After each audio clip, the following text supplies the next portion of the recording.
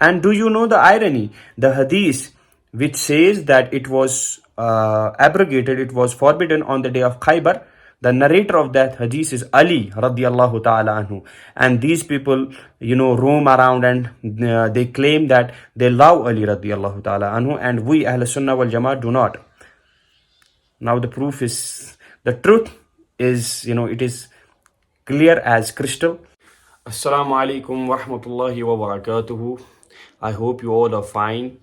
Today we are going to discuss another video. So first let us watch it, then we will discuss it inshallah. Muttah marriage, it was in the beginning permitted for a certain period of time. Then on the 7th year of Hijrah, the year of Khaybar, the Prophet ﷺ prohibited it.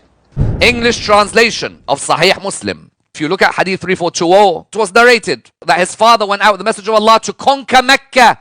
Everybody at home, the conquering of Mecca was after the Battle of Khaybar. He said we stayed there, where? Mecca, for 15 to 30 between night and day. And the Messenger of Allah gave us permission to engage in muttah marriages with women.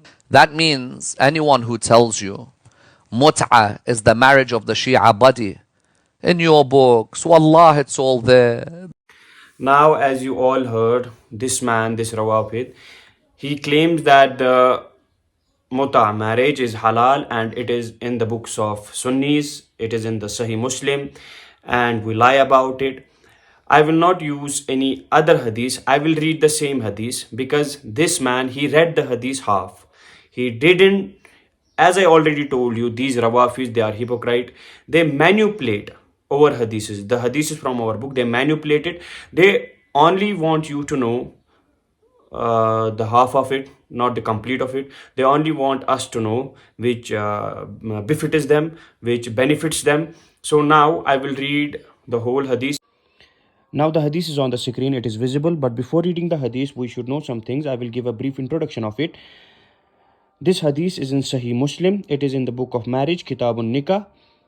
We should know, as a believer, as a Ahl Sunnah wal Jama'ah, we should know that muttah marriage was initially permissible. It was permitted, then it was forbidden on the day of Khaybar, but then it was permitted again, and it was forbidden again in the conquest of Makkah.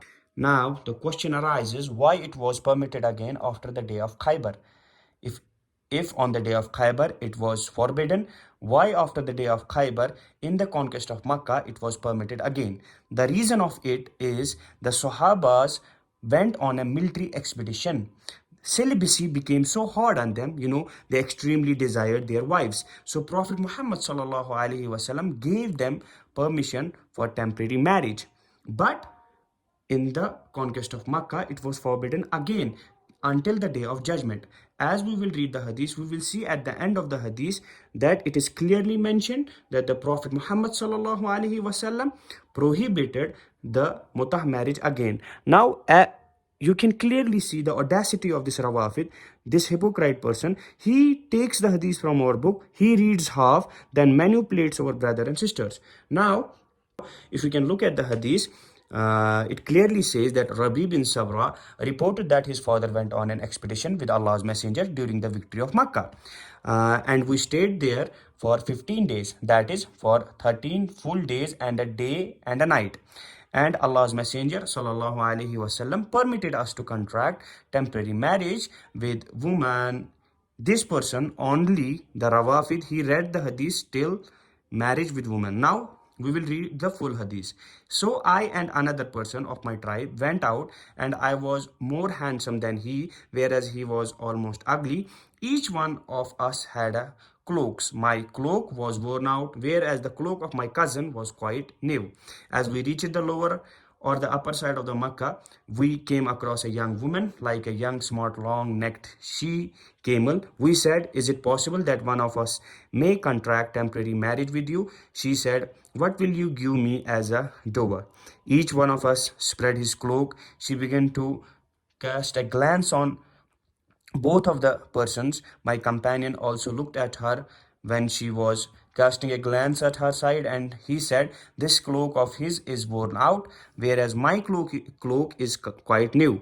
She, however, said twice or thrice, "There is no harm in accepting the cloak, the old one." So I contracted temporary marriage with her, and I did not come out of this until Allah's messenger declared it forbidden. Wallahi. The audacity of this person. You know, it is clearly mentioned at the end that in the conquest of Makkah, it was forbidden again until the day of judgment. Please, my brothers and sisters, don't get manipulated by these rawafids. They are clear, filthy liars. They lie about it. They have audacity to take hadiths from our book and manipulate it. As you clearly saw that in our books, it is forbidden until the day of judgment. But we should know that first it was permitted, then it was forbidden on the day of Khaybar, then again it was permitted, but in the day of conquest it was forbidden until the day of judgment. And do you know the irony? The hadith which says that it was abrogated, it was forbidden on the day of Khaybar, the narrator of that hadith is Ali radiallahu ta'ala anhu. And these people, roam around and they claim that they love Ali radiallahu ta'ala anhu, and we Ahl Sunnah wal Jama'at do not. Now the truth is, it is clear as crystal.